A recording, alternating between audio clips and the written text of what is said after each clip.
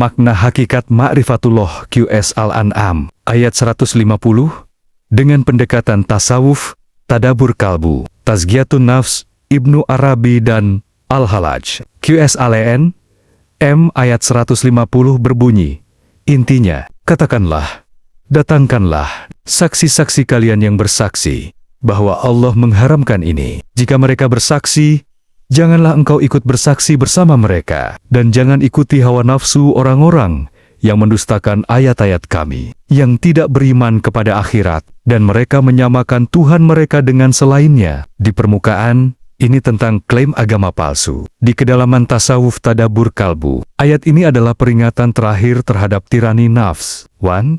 Saksi palsu. Ego sebagai pemalsu kebenaran. Dalam bahasa batin, saksi adalah keyakinan yang kita jadikan dasar hidup. Ibnu Arab melihat bahwa nafs sering tampil sebagai saksi yang tampak meyakinkan, padahal ia hanya membaca wahyu dengan kepentingan diri. Ketika seseorang berkata, "Ini kehendak Allah," tanpa limpahan nur dan adab, sejatinya nafs sedang bersaksi atas nama Tuhan.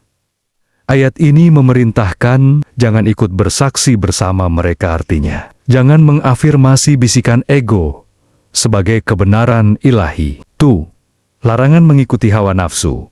Inti tazkiyatun nafs. Ini titik pusat ayat. Dalam tazkiyatun nafs, hawa bukan sekadar syahwat kasar, tetapi juga keinginan merasa benar, keinginan menang secara rohani, keinginan menafsirkan Allah sesuai selera batin. Ibnu Arab menyebut ini sebagai tasyib.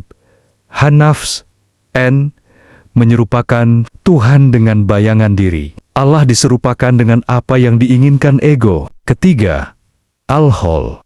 J, saksi sejati, hanya kalbu yang fana. Bagi Al-Hol, J, saksi sejati bukan lisan dan bukan akal, tetapi kalbu yang telah mati dari klaim. Selama aku masih ingin bersaksi, kesaksian itu tercemar. Dalam mak, M fana, tidak ada yang berani mengharamkan atau menghalalkan atas nama diri. Karena yang berbicara hanyalah kebenaran yang menyingkap diri, tanpa kepentingan. Itulah sebabnya, ayat ini memutus, jangan ikut bersaksi. Karena penyaksian sejati lahir setelah aku lenyap. 4.